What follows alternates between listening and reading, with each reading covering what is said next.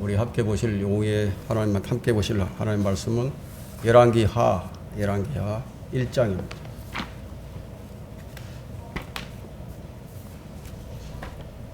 열왕기하 1장 9절부터 보겠습니다.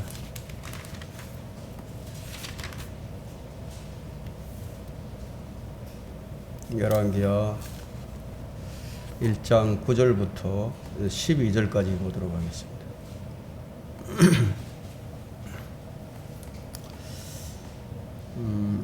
제가 받들어 읽겠습니다. 그리고 왕이 59장을 그의 50명과 함께 엘리야에게 보내니라. 그가 엘리야에게 올라가니 보라, 엘리야가 산 꼭대기에 앉아 있는지라.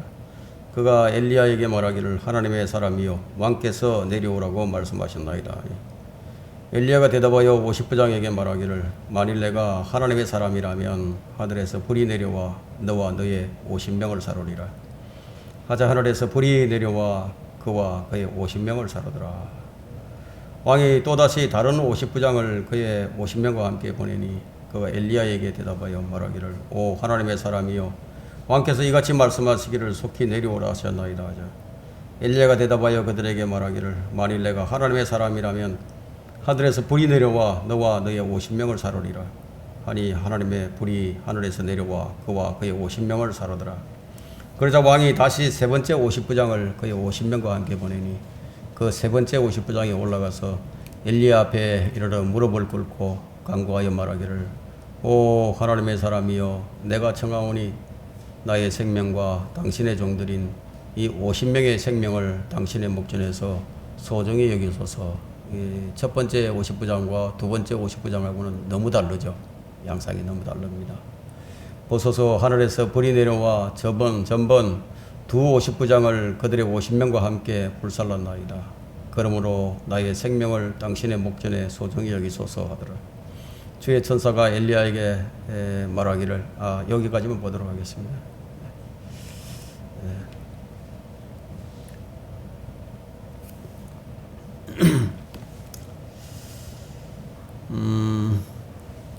오늘 이 설교 제목은 어리석은 지도자의 최후입니다. 어리석은 지도자의 최후. 인간의 완악함이란 그 끝을 알 수가 없습니다. 마음은 만물보다 거짓되고 심히 약하니 그것을 누가 알 수 있으리요? 라고 이 성경이 말씀한 것처럼 정말 완악함의 끝이 어디까지인지 알 수 없는 것이 사람의 완악한 마음입니다. 오늘 우리는 이 하나님을 대적하는 마음은 심판이 집행이 되더라도 그 반역이 더 심해져만 가는 그 아시아의 어리석은 아시아의 모습을 통해서 타락한 인간의 죄성에 대한 깊은 자각이 있어야 할 것입니다. 지난 배경을 좀 살펴본다면요. 이스라엘의 가장 악한 왕은 아합이었어요. 근데 그 아합보다도 더 완악한 사람이 그 아시아예요. 그 아합보다도 더 완악한 인면수심의 사람이었습니다. 그래서 눈에 가시 같은 하나님의 사람인 엘리야를 잡으러 군대를 보냅니다. 한 사람을 잡기 위해서 50명으로 편성되어 있는 이 군대를 보낸 것인데요. 그를 잡으러 보낸 병사들이 하늘에서 불이 내려와서 50명의 군사들이 두 번이나 죽어나갔지만 왕의 마음은 점점 더 완악해져서 이번에는 세 번째 59장의 군대를 보내게 됩니다. 왕은 자신을 알죠. 다락방 난간에서 떨어져서 병이 들어서 자신이 죽어가고 있다는 사실을 알면서도 이스라엘 하나님에게 구하는 것이 아니라 에크론의 신 바알세붑에게 자기가 살 것인지 죽을 것인지 그것을 알아보라고 이 사자를 보냅니다. 그러자 하나님께서 엘리야를 통해서 그 사자들을 먼저 만나 그의 운명이 어떻게 될 것인지 알려주십니다. 이스라엘의 하나님이 없어서 너희가 에크론의 신 바알세붑에게 물으러 가느냐? 그러므로 주가 이같이 말하노라. 너는 네가 올라갔던 그 침상에서 내려오지 못하고 반드시 죽으리라 하자. 반드시 죽으리라. 자, 선지자 엘리야의 말을 들은 왕은요, 그 말을 한 선지자 엘리야를 죽이려고 했던 거예요. 그의 이런 행위는요, 엘리야에 대한 미움보다는 하나님을 향한 공개적인 반역이죠. 하나님을 대적하는 것이었습니다.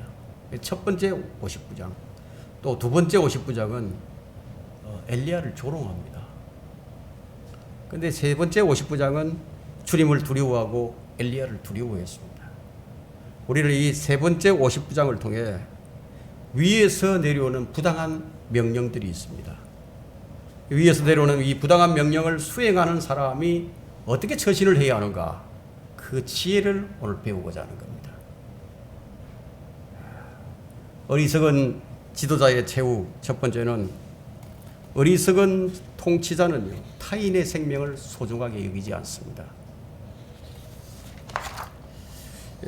훌륭한 통치자는 이제 무엇으로 알 수 있는가 하면은 생명을 아끼고 또 생명을 사랑하는 것으로 알 수가 있습니다. 아무리 많은 희생을 치르더라도 자신의 목적, 자신이 목적했던 바를 이루고야 말겠다는 그런 사람들이 있었어요. 히틀러가 그러했죠. 스탈린이 그랬고, 모태똥도 그랬습니다. 김일성도 그렇게 했습니다. 자, 이런 자들의 공통점은 인간의 생명을 파리 목숨처럼 여기는 자들이다. 근데 히틀러는 좀 공산주의자들하고는 좀 달랐는데요. 히틀러는 자국민은 죽이지 않았어요. 하지만 이 공산주의자들은요, 자국민들을 파리같이 죽이고도 눈하나 깜짝하지 않는 살인마들입니다. 나라가 부강하려면 누굴 잘 만나야 되느냐? 지도자를 잘 만나야 됩니다. 이제 민주주의 국가에서는 투표로 지도자를 선출하지만 공산주의 국가에서는 혁명으로 정권을 잡죠. 그 혁명으로 일으킨 권력은 그 권력을 유지하기 위해서는 어떻게 해야 되느냐? 반대하는 자국민들, 반대하는 국민들도 죽이게 되는 거죠. 부르주아 사상이나 눈에 가시 같은 종교를 말살하는 정책으로 동족들을 처형하는 거예요. 이것은 역사가 증명해주고 있습니다. 그런데 인간은 역사를 배우지 못합니다. 잘못된 정책으로 드러난 통계도 있고요. 또 역사적 사실이 분명한데도 불구하고 계속 그 길을 가는 거예요.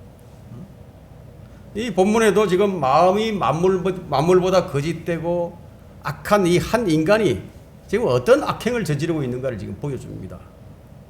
13절에 보시게 되면, 그러자 왕이 다시 세 번째 59장을 그의 50명과 함께 보내니 그 세 번째 59장에 올라가서 엘리야 앞에 이르러 무릎을 꿇고 간구하여 말하기를, 무릎을 꿇고 간구하여 말한다고 했습니다. 오 하나님의 사람이여, 내가 청하오니 나의 생명과 당신의 종들인 이 50명의 생명을 당신의 목전에서 소중히 여기소서.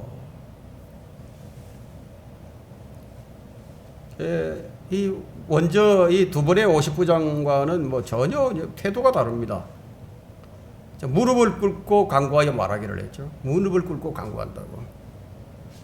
무엇을 간구했죠? 생명의 소중함을 그야말로 좀 긍휼히 여겨달라는 거예요. 먼저 왔던 두 명의 50명과 59장과는 너무나 다른 모습입니다.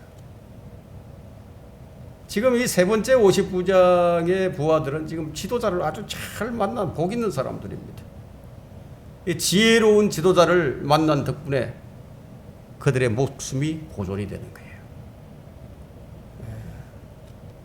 이 59장은 하나님을 두려워했습니다. 그는 온전한 두려움과 떨림으로 지금 나아갔습니다.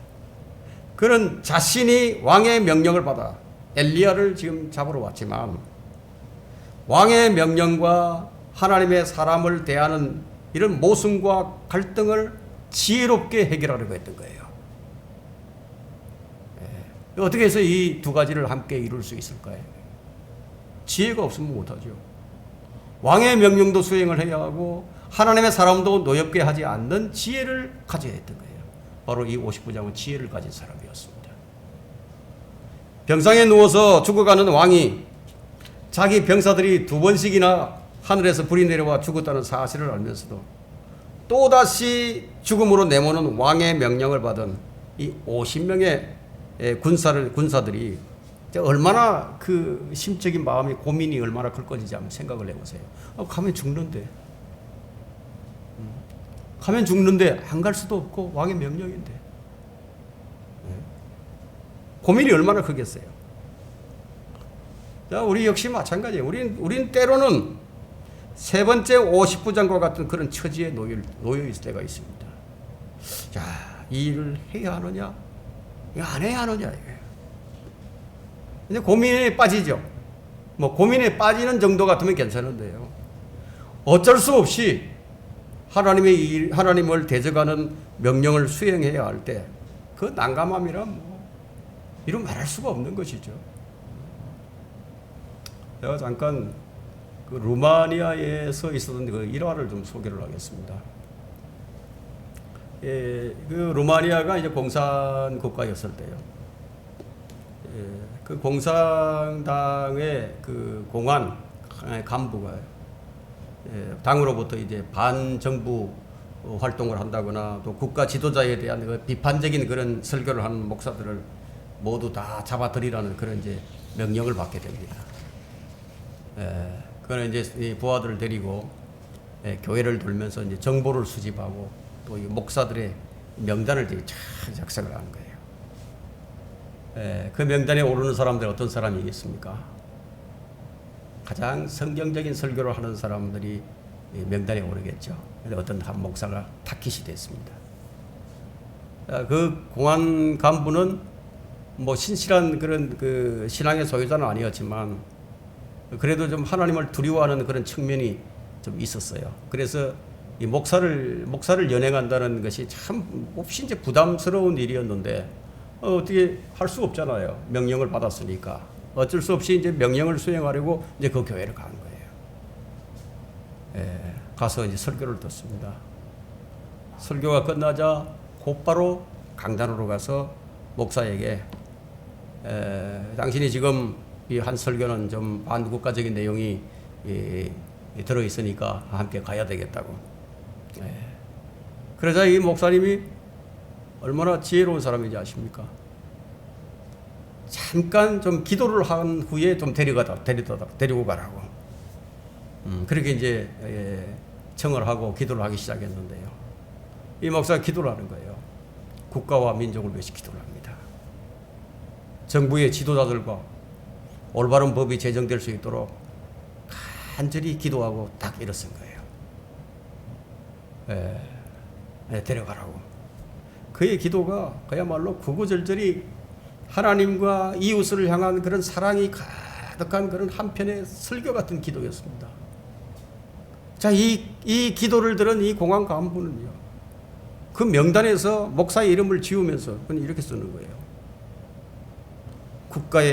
국가나 법에 대한 반감이나 악한 마음이 전혀 없어 위해한 인물이 아니다 하고 기록을 하고 연행을 포기한 거예요.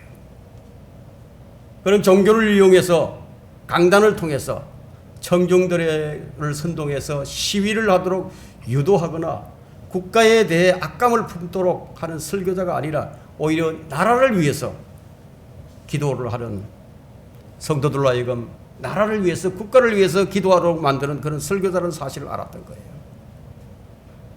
지식을 갖춘 자보다는요, 지혜를 가진 자가 훨씬 더 낫습니다. 우리 삶에 가장 필요한 것이 지혜예요. 그런데 지혜는 어디에서 시작이 되죠? 하나님을 아는 데서 시작이 되는 거예요.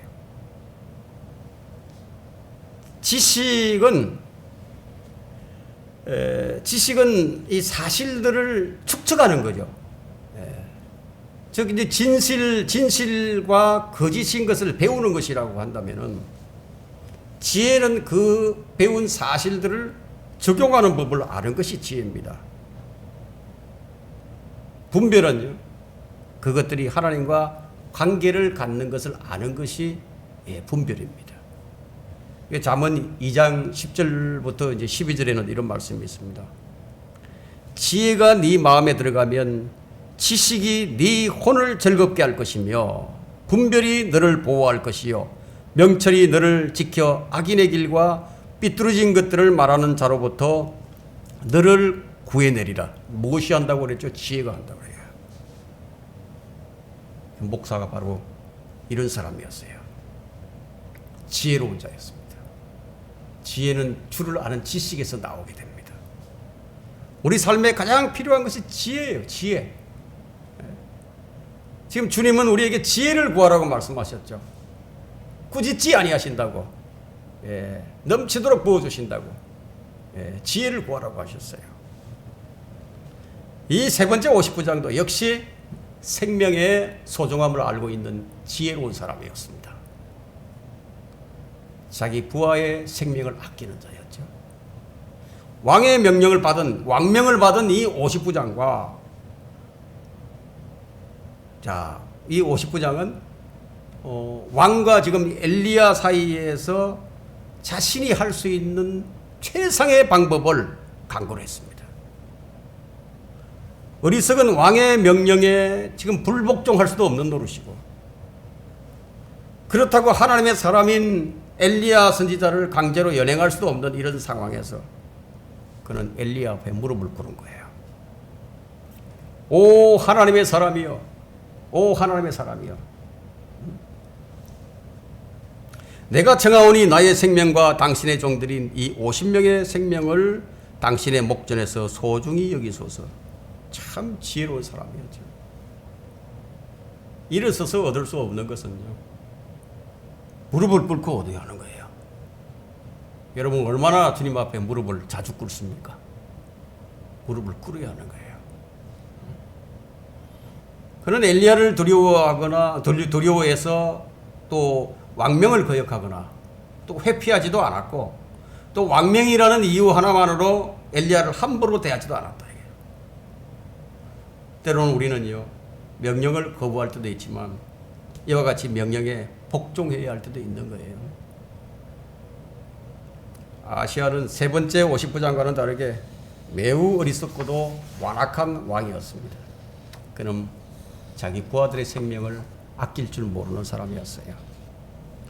북왕국 이스라엘의 모든 역대 왕들은 생명의 소중함을 모르는 어리석은 왕들이었습니다.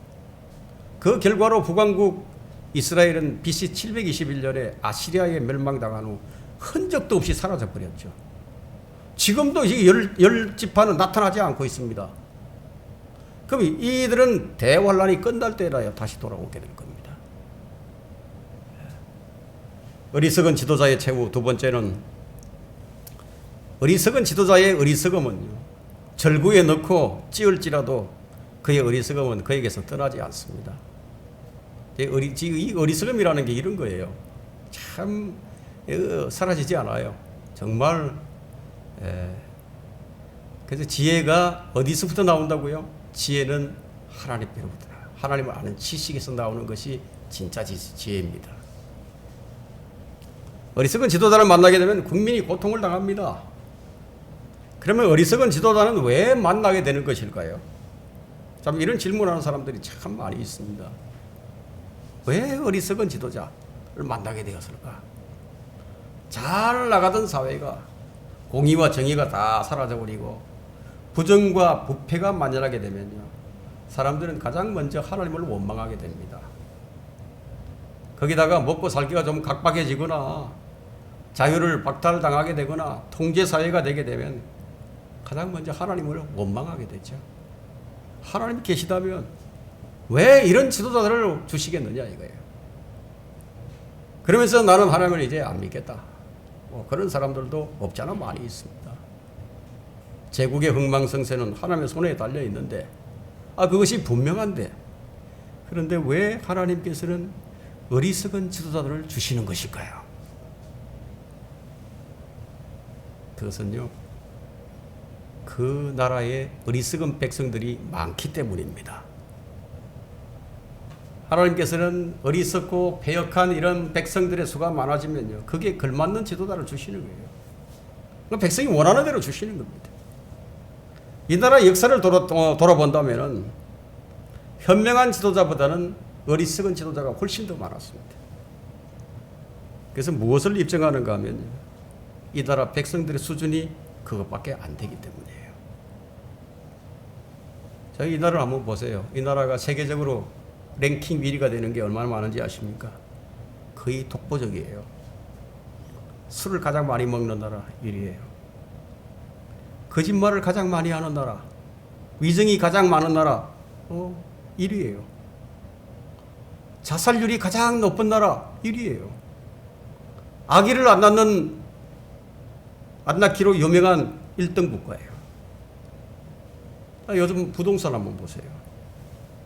요즘은 부동산 거품이 가장 많은 나라로 지금 세계적으로 치고 올라와 1등으로 올라와 버렸어요.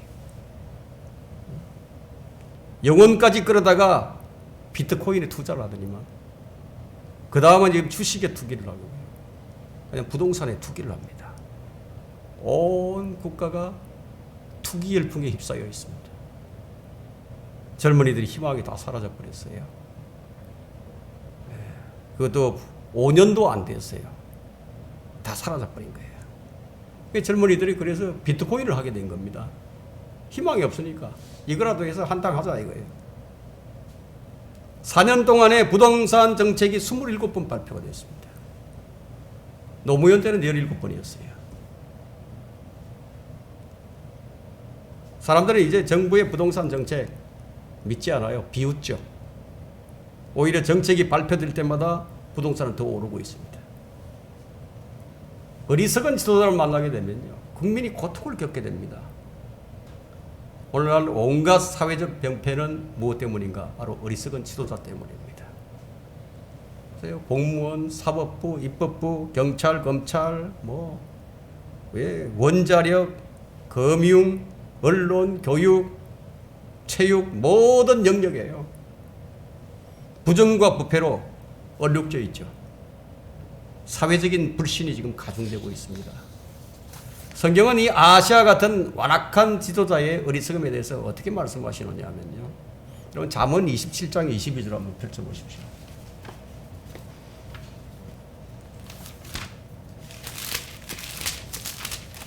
잠언 27장 22절입니다.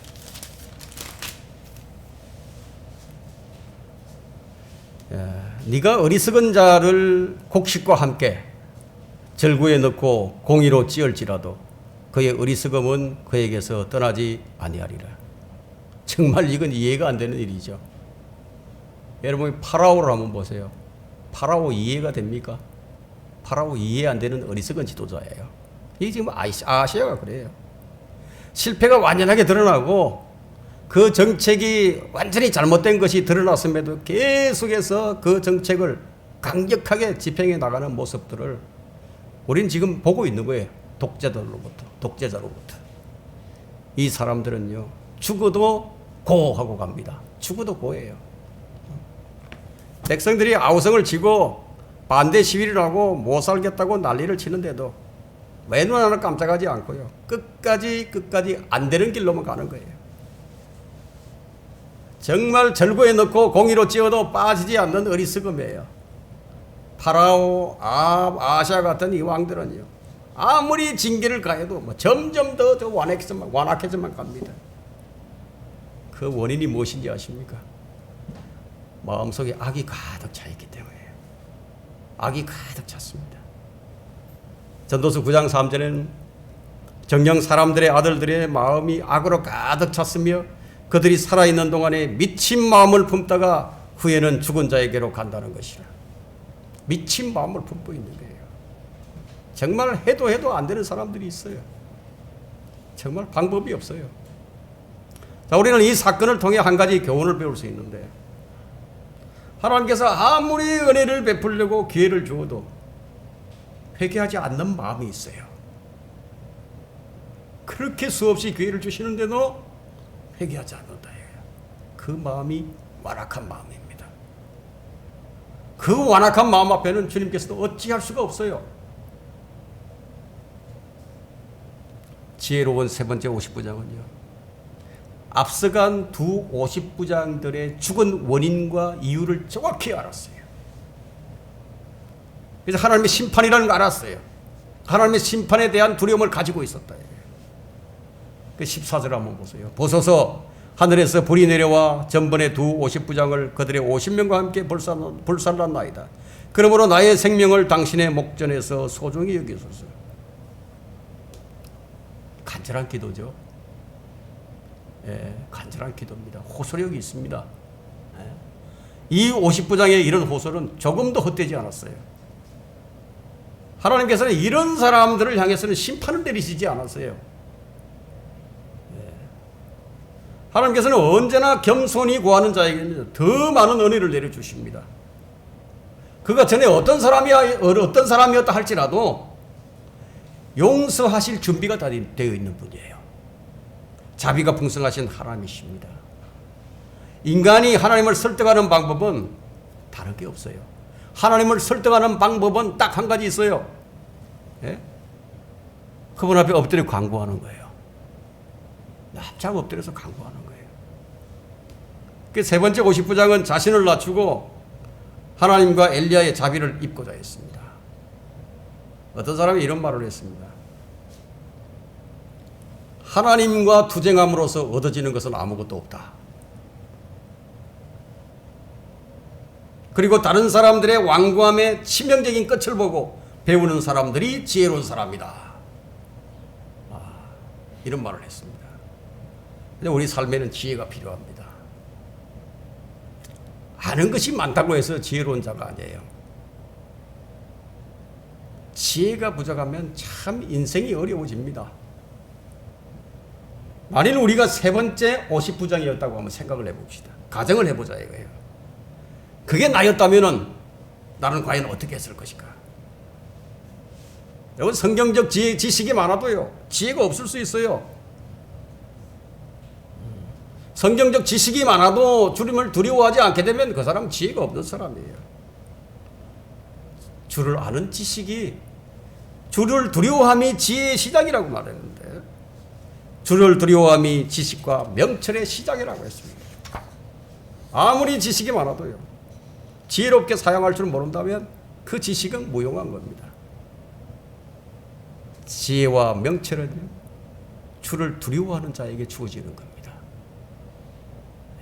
지식을 아무리 많이 쌓는다고 해서 지혜와 명철이 얻어지는 것이 아니란 얘기예요. 15절 봅니다. 주의 천사가 엘리야에게 말하기를 너는 그와 함께 내려가라. 그를 두려워 말라 하니 이에 엘리야가 일어나서 그와 함께 내려가니라. 자, 주님은 누구라도 합당한 방법으로 아주 겸손하게 주님께 나오는 자들에게는요 응답해 주시는 분이심을 우리가 알 수 있습니다. 그래서 우리가 늘 주님 앞에 바로 납작 엎드리고 주님께 간구하는 이유가 무엇 때문입니까? 해결해 주실 줄을 알기 때문에 하는 거죠. 분명히 이 문제를 해결해 주실 것이다. 그 믿음이 있으니까 엎드려서 간구하는 거예요. 이 세 번째 50부장은 지혜롭게 왕명을 수행하며 물론이거니와 주님 앞에서 은혜와 자비를 입게 되었습니다. 그래서 자신을 높이는 자는 낮아지게 되고 자신을 낮춰 엎드리는 자는 높아지게 됩니다. 엘리야를 통해서 배우는 교훈은요, 우리가 맞서 싸우는데 이용당하는 사람들에 대한 우리의 태도는 어떠해야 하는가 하는 거예요. 자, 우리를 대적하는 자들 중에 이용당하는 자들도 많이 있거든요. 자, 우리는 우리를 반대하지 않는 사람들이라면요, 정말 하나님 앞에서 겸손한 사람들이라면 그들을 향해서 우리는 친절의 법을 베풀어야 합니다. 자신을 잡으러 온 왕의 군대와 함께 일어나서 가는 것은 다시 한번 엘리야의 믿음과 용기를 시험하는 것이기도 했습니다. 이전에 엘리야를 한번 생각해 보십시오. 아합의 아내 이세벨이 그를 죽이겠다는 위협에 두려워서 도망쳤던 경험이 있던 엘리야는 이번에 좀 비슷한 상황을 맞았지만 그는 두 번의 실패를 하지 않았습니다. 엘리야는 아하시아의 명령을 따라서 자발적으로 군대 연행이 된 거예요. 그래서 주님은 너는 그거를 두려워하지 말고 함께 내려가라고 확신과 담대함을 주셨습니다. 이전의 실패와 실수를 만회할 수 있는, 또 이길 수 있는 기회를 지금 부여받은 겁니다. 자, 성도들이 이제 하나님의 시험에 이제 실패를 하게 되면요, 뭐 실패한 그것으로 끝나는 것이 아니라 또 그것이 통과할 때까지 계속해서 이제 연단을 받게 됩니다. 그러니까 마치 재시험을 치르는 것과 같이 그렇게 하는 거예요. 그것이 성경적인 방법이에요. 그것이 재물이 되었던, 재물과 관련된 것이었던, 아니면 두려움에 관한 것이든, 아니면 죄에 관한 것이든, 믿음에 관한 것이든, 우리는 늘 이런 시험을 받으며 살아가는 거예요. 계속 시험을 치르는 거예요. 그 시험에 승리하게 되면 상급이 있게 되고, 성장과 성숙을 통한 열매를 맺어가지만, 패배하게 되면 어떻게 됩니까? 쓰라린 고통이 오죠. 두려움과 부끄러움에 빠진 채 상실의 결핍증에 시달리면서 살아가야 하는 거예요. 엘리야는 이전의 실패를 통해 많은 연단과 믿음의 성장을 이루었습니다. 누구든지 하나님 말씀을 믿고 신뢰한다면 원수 앞에 담대히 나갈 것이라고 성경은 말하고 있죠. 말씀이 이제 임하게 되고, 거기에 따르는 믿음의 순종은 언제나 승리로 직결이 됩니다. 반면에 말씀이 없다 이거예요. 말씀이 없고 내 의지만 가지고 있다면 패배의 쓰라림이 따라옵니다. 그래서 우리가 주의 인도하심을 구하지 않은 채로 우리가 주님 앞서 나가는 것은요, 주님 앞서 나가는 것은 그야말로 화를 자초하는 일입니다. 그럼 말씀이 내게 주어졌는데도, 그런데 그 말씀에 내가 불순종하면 뭐가 따라오느냐? 징계가 따라오죠. 그래서 엘리야는 지금 일어나서 그들과 함께 왕에게로 내려가게 됩니다. 적극적인 순종이에요. 자, 우리가 여기서 좀 주의해야 할 부분이 있는데, 우리가 늘 주의해야 하는 것은 인간적인 의욕이 앞서서 주님 말씀과 성령의 인도하심을 무시하는 처사를 우리는 주의해야 합니다. 그리고 우리가 한 가지 확신할 수 있는 것은요, 우리가 오전에도 우리가 공부를 한 것처럼 우리의 목적지는 이미 정해져 있어요. 우리 목적지가 이미 딱 정해져서 그것은 불변의 길입니다.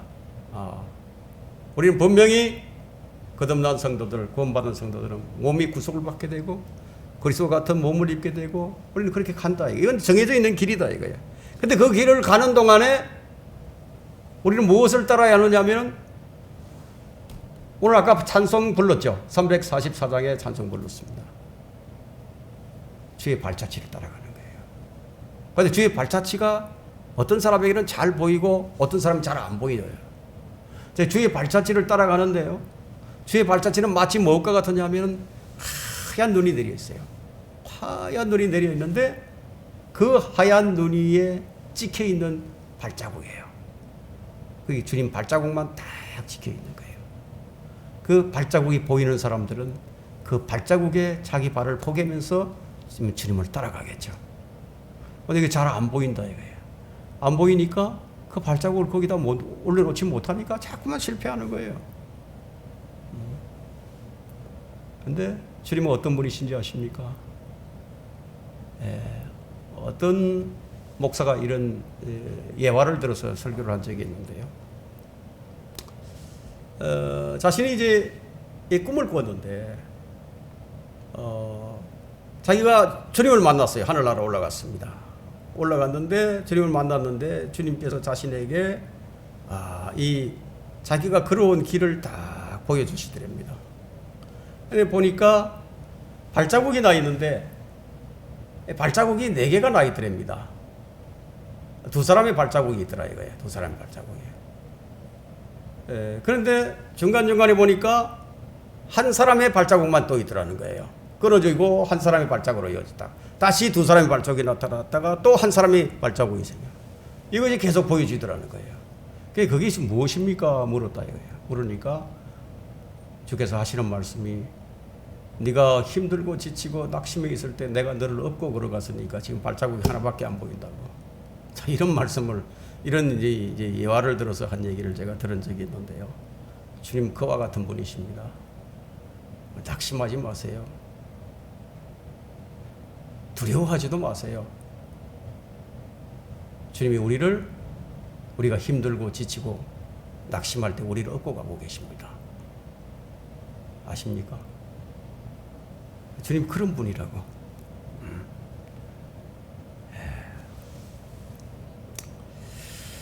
자, 참 우리는 늘 우리가 성령님께서 우리를 인도하시는 그 일에 있어서 우리는 그분을 무시해서는 안 됩니다. 우리 주의해야 됩니다. 그것이 불순종이기 때문에. 육신의 욕망은 결코 하나님의 뜻을 이룰 수가 없어요. 엘리야는 주님의 말씀이 떨어질 때까지 가만히 있었던 거예요. 움직이지 않았어요. 주의 말씀이 임하자 즉각 일어나서 들어갑니다. 왕궁에는 사람들이 많죠. 경호대들이 있어요. 왕을 경호하는 경호대들도 있고 또 이 고관대작들, 신하들이 딱 둘러싸고 있습니다. 그러나 엘리야는 만군의 주 하나님께서 돌보고 계신다는 이런 믿음 아래 당당하게 나가는 거예요. 당당하게. 이런 믿음은 하나님을 전적으로 신뢰하는 그런 신뢰하는 믿음에서 나오는 것이에요. 이게 담대한 거죠. 엘리야는 철저히 하나님의 명령을 받아서만 움직이는 거예요. 이것은 우리에게 하나님의 섭리를 따르고 모든 일에 하나님을 신뢰함으로써 행하는 성도들의 기본적인 영적인 원리예요. 우리의 영적인 원리가 이래야 합니다. 하나님 백성은 주의 말씀과 약속이 있는 한은 언제나 우리는 안전할 수 있고 우리는 승리할 수 있어요. 시편 27편 1절에서 3절을 좀 봅니다.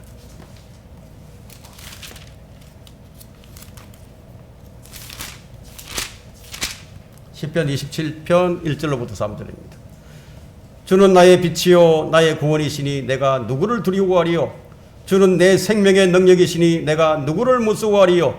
지금 우리가 이렇습니다. 악한 자들을 곧 내 원수들과 대적자들이 내 살을 먹으려고 내게 왔다가 걸려 넘어졌도다. 군대가 나를 대적하여 진칠지라도 내 마음은 두려워하지 아니하며 전쟁이 나를 대적하여 일어날지라도 그 가운데 나는 담대하리라. 이게 그리스도인의 믿음이에요. 두려워할 필요가 없다 이거예요. 이런 믿음을 초기 교회 시대의 성도들이 소유했던 믿음입니다. 자, 우리나라에도 보릿고개 시절이 있었어요. 여러분 보릿고개 아십니까? 들어보신 적이 있으십니까? 보릿고개. 정말 가난했어요. 먹을 것이 없는 그런 먹을 것이 가장 귀한 시대였습니다. 근데 그때 그들이 가졌던 믿음을 지금 찾기가 어려워졌습니다.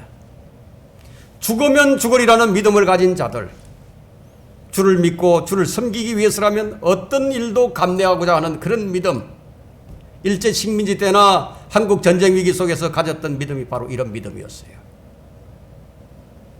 주님은 이런 참 믿음을 지금 우리에게서 보기를 원하십니다. 매 시대마다 이런 믿음의 소유자들이 있었어요. 그러나 그 수가 너무 적은 소수였을 뿐입니다. 우리는 모두 이런 믿음의 소유자들이 되어야 합니다. 본문으로 돌아와서 16절을 보겠습니다. 엘리야가 왕에게 말하기를 주께서 이같이 말씀하시기를 네가 에크론의 신 바알 세봅에게 물으려고 사자들을 보내주소니 이는 말씀을 물을 하나님이 이스라엘에 없음이더냐. 그러므로 너는 네가 올라간 침상에서 내려오지 못하고 반드시 죽으리라 하셨나이다 하더라. 엘리야는 지금 왕 앞에 서서 이제 직접 왕에게 얘기하는 거예요. 사자들에게 하는 게 아니라 직접 얘기합니다. 조금 더 뭐 내용을 약화시키거나 또 돌려서 말하지도 않고 뭐 있는 그대로 한자도 틀림없이 주의 말씀을 그대로 전거했습니다. 왕의 죄를 꾸짖고 왕이 지은 죄로 인해서 심판받는다는 이 사실도 분명하게 전달을 합니다. 왕은 침상에 누운 채로 내려와 보지도 못하고 그대로 죽어서 지옥으로 가야만 했습니다. 왕의 사자들을 통해서 들은 하나님의 말씀이나 엘리야를 통해서 직접 들은 하나님의 말씀이나 조금도 달라질 것이 없는 동일한 말씀이었습니다. 하나님의 말씀은 전하는 자가 누구냐의 문제가 아니라 그 말씀이 누구의 말이냐가 관건이죠. 그 말씀이 누구의 말이냐 이거예요. 엘리야는 말씀을 전한 후에 왕궁을 떠났습니다. 이스라엘의 무리들이 왕궁에 그대로 있었고 격노한 아하시아와 그의 군대들 왕궁에 가득했지만 아무도 하나님의 사람인 엘리야를 저지하지 못했어요. 참 우리가 믿음의 용기, 믿음의 담대함을 가지게 되면요, 때로는 교만한 죄인들을 떨게 만듭니다. 소름을 끼치게 만들어요. 소름을 끼치게. 선지자 엘리야의 말에 아하시아는 지금 깜짝 놀라는 거죠. 그와 주위에 있었던 모든 사람들이 지금 엘리야를 죽여야겠다는 생각을 잊어버려 버린 거예요. 생각조차 못했던 겁니다. 하나님께서 보호하시는 자를 누가 지금 해할 수가 있겠습니까? 죄 가운데 번영하는 것을 생각하는 그런 어리석은 자들은 아시아처럼 그들이 예상하지 못할 때 그냥 불려가게 됩니다. 가는 거예요, 그냥. 하나님께서 그 영을 취하시면 뭐 그가 누가 되었든지 간에 떠나는 거예요. 이런 경우는 우리가 하나님을 찾을 수 있을 때 찾으라는 경고예요. 지금은 구원의 날이에요. 보라, 구원의 날이로다. 지금 찾아야 된다 이거예요. 어리석은 지도자의 최후 세 번째는 아시아의 어리석음과 반대로 하나님의 사람 엘리야의 현명함은 무엇이었습니까? 엘리야의 현명함은 무엇이었습니까? 첫째, 그는 보이는 대로 사는 것이 아니라 믿음으로 살았습니다. 자, 오해하지 말 것은 믿음으로 산다고 해서 비현실적인 사람이 되라는 게 아니에요. 믿음으로 산다는 것은 뭐 신비하거나 애매모호하게 사는 것이 아니에요. 뭐 일반적으로 그리스도인들이 그 믿음으로 산다, 또 영적으로 산다는 것을 뭐 좀 지나치게 뭐 이상적으로 좀 비신비적으로 생각하는 그런 경향이 없잖아 있는데요. 자, 믿음으로 산다는 것 자체는 정말 가장 현실적인 거예요. 믿음으로 산다는 것은 가장 실제적인 삶을 사는 거예요. 그냥 현장에서 체험이 동반되는 일상적인 삶이에요. 먹고 마시고 자고 하는 일상에서 우리의 믿음이 발휘되어야 된다는 겁니다. 믿음은 보이는 환경이 아니라 환경을 주관하시는 그 하나님을 보는 거예요. 나를 둘러싸고 있는 모든 것들, 내게 부딪혀오는 모든 삶의 파편들 가운데서 기록된 주의 말씀이, 그 주 말씀의 신실함과 그 약속을 내가 붙드는 것이다 이거예요. 엘리야는 그릿 시내가에서 까마귀를 통해서 주는 빵과 고기를 통해서 약속 너머에 계신, 약속을 주신 하나님을 바라보고 신뢰를 했습니다.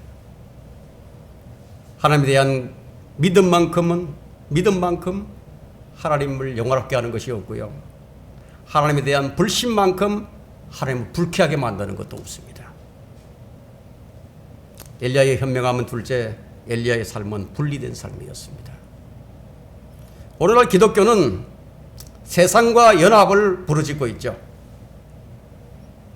그들은 세상에 속하지 않고서 어떻게 세상의 사람들을 이겨올 수 있겠는가, 이렇게 해서 세상과 연합을 합니다. 뭐 그럴듯한 명분을 내세우지만 그것은 죄와의 타협이에요. 변명에 지나지 않습니다. 우리는 세상을 그리스도께서 인도하라는 명령을 받은 것이 아니라 세상과 분리됨으로써, 그들과 철저하게 달라짐으로써 차별화를 통해서 세상의 악에 대해서 정거를 하라고 명령을 받은 사람들이에요.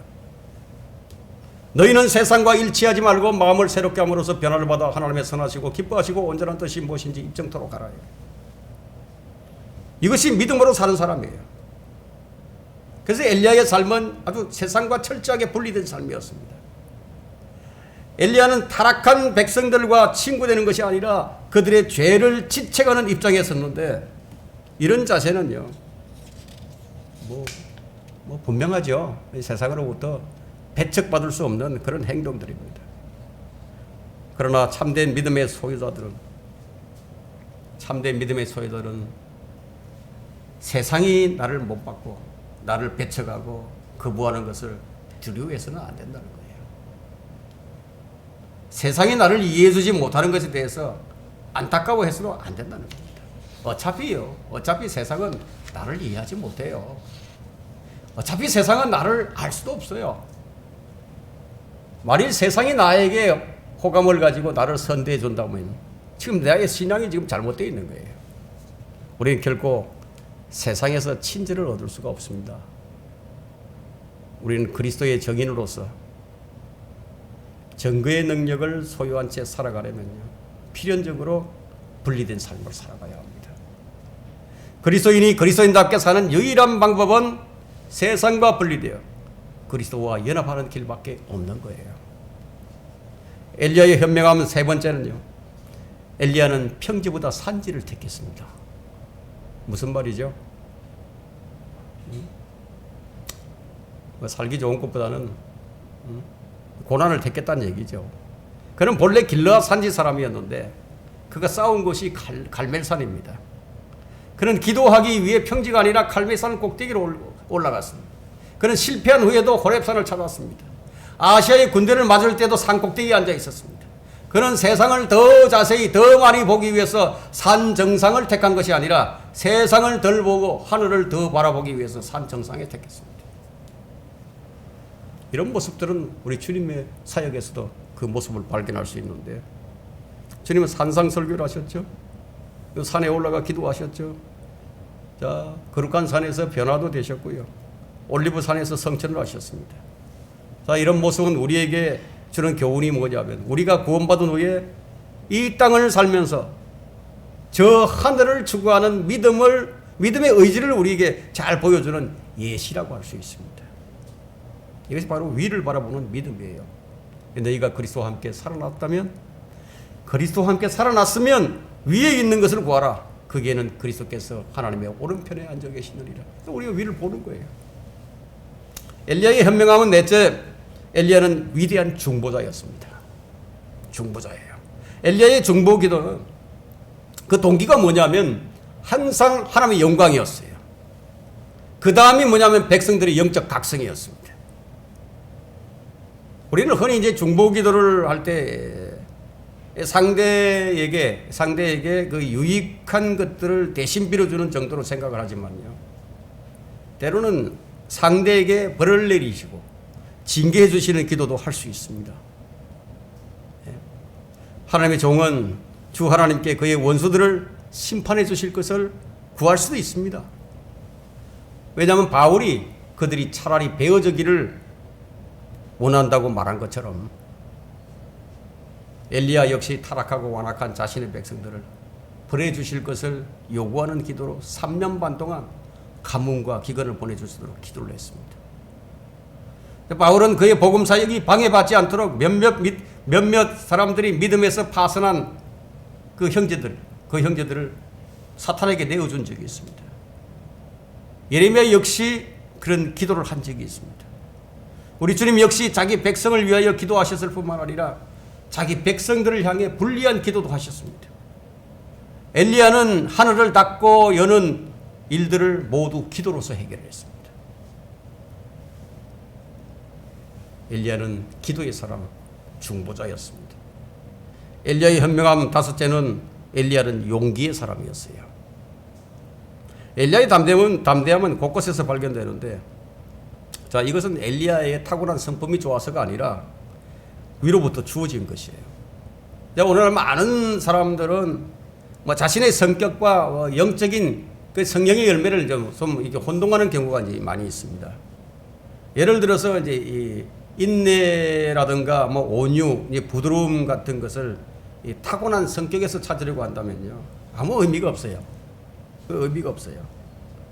자, 이 인내나 온유냐, 이 부드러움 같은 이런 것들은 성령의 열매로 맺어져야 하는 것들입니다.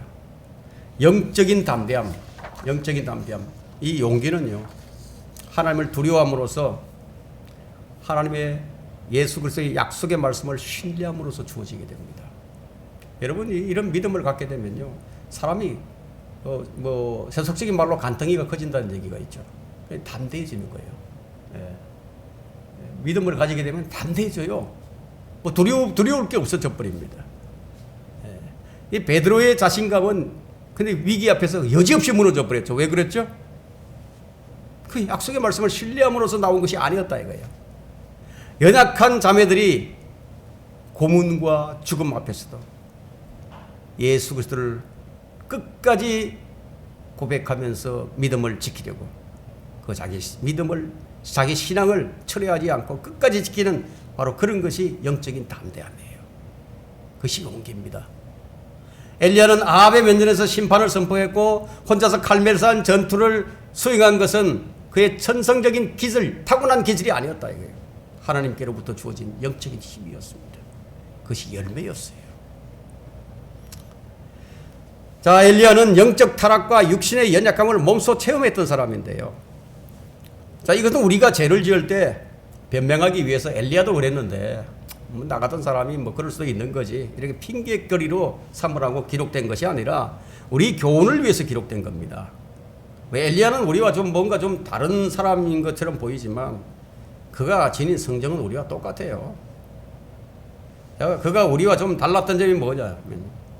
그 질그릇의 차이가 아니라요. 질그릇에 담겨 있는 그 보배, 그 보화를 얼마만큼 잘 활용하는가 그 차이에 있었던 겁니다.